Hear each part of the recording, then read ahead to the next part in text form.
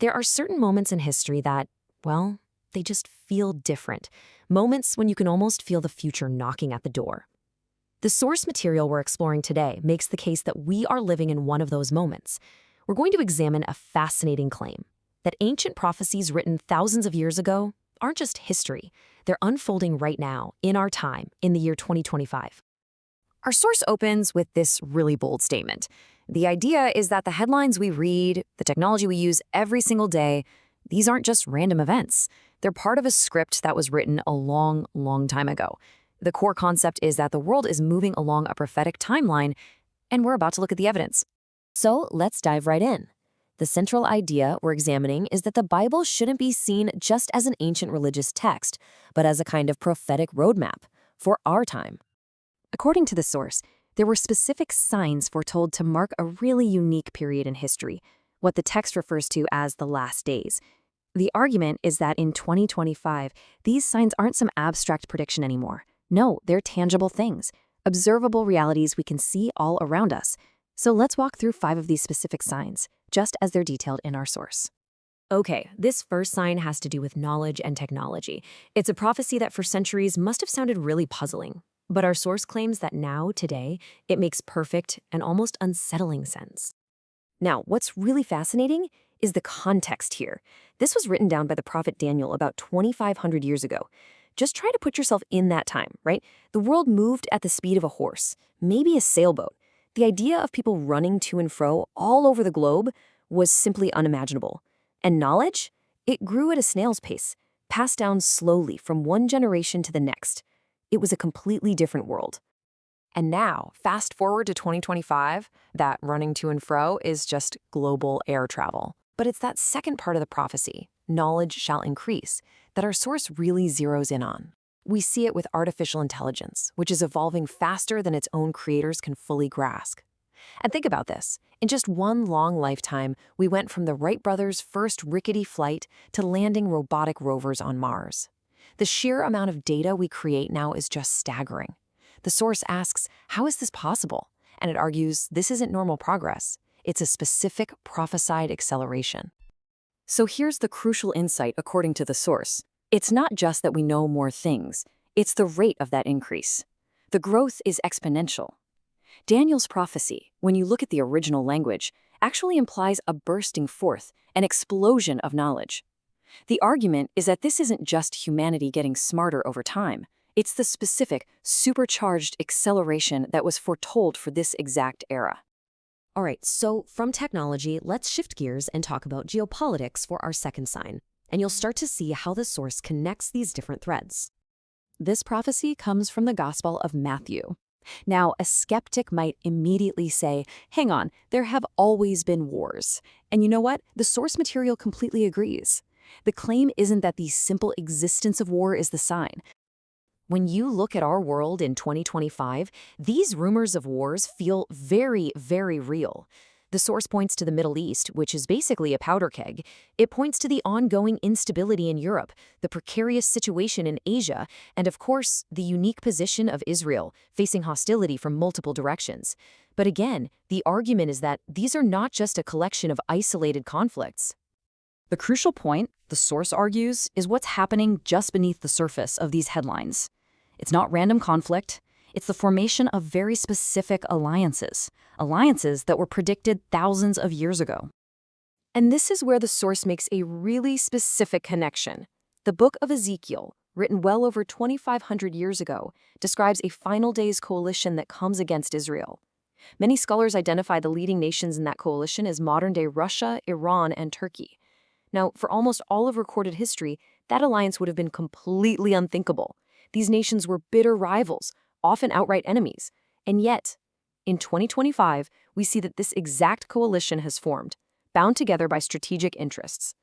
The source contends this isn't just some geopolitical coincidence, it is a direct fulfillment of prophecy.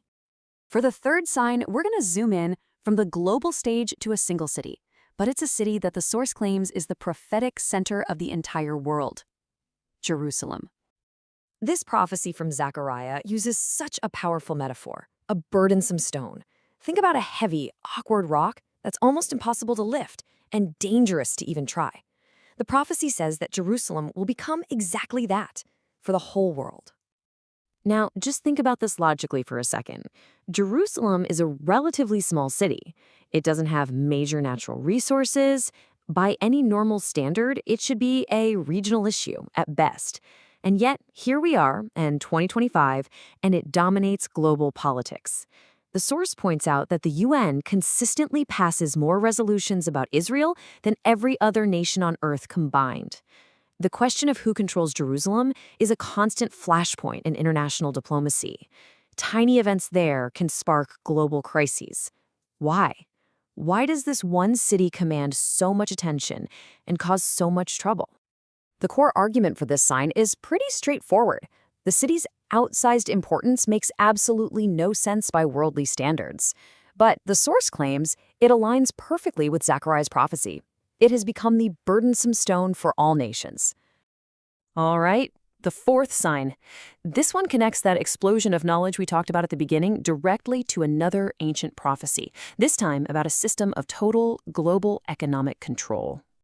This is probably one of the most famous and most debated prophecies in the entire Bible, from the book of Revelation. For nearly 2,000 years, the idea of one single entity controlling all buying and selling on a global scale, it must have sounded like pure fantasy.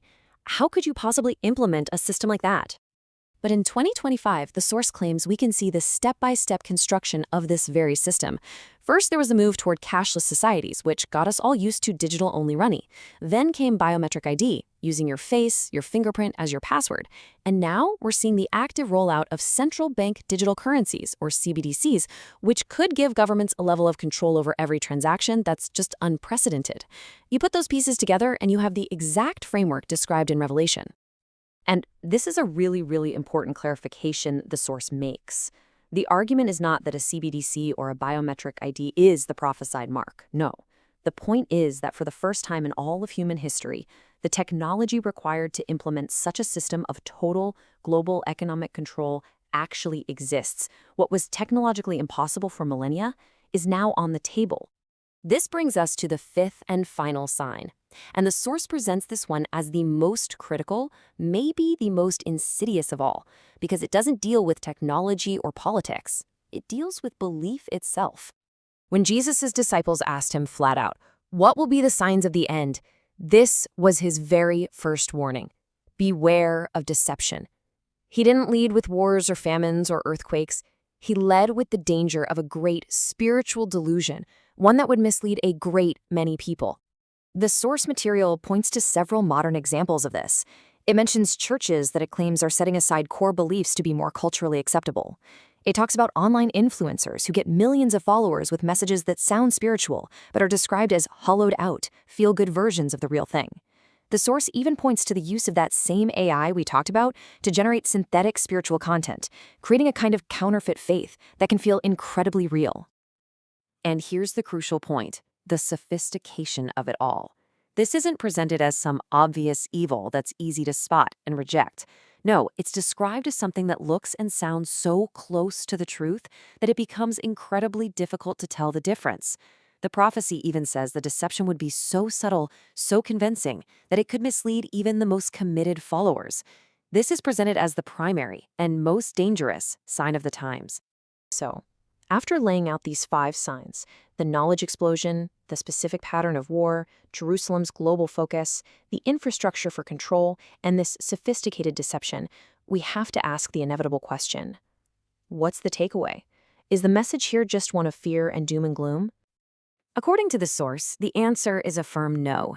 The message isn't meant to be one of terror, it's meant to be one of preparation and of hope. This verse from the Gospel of Luke is presented as the right way to see it all. The signs are not a countdown to disaster. Instead, they're a signal to look up, a kind of reassurance that history isn't just a series of random accidents, but that it's all unfolding according to a plan. And this leads us to the source's ultimate conclusion, its final call to action. In light of all these converging prophecies, the proposed solution isn't political or global. It's personal. It's a direct call to faith, put very simply here in the words of the Apostle Paul. The argument is that understanding these signs isn't just an intellectual exercise. It's a prompt for a personal decision. And so we end with the source's final, provocative challenge. Having presented the evidence it claims fulfills ancient prophecy in our world today, it leaves the listener with this simple question. It suggests that the signs are clear, that the moment is significant, and it shifts the focus entirely from the information to a personal state of readiness. Are you ready?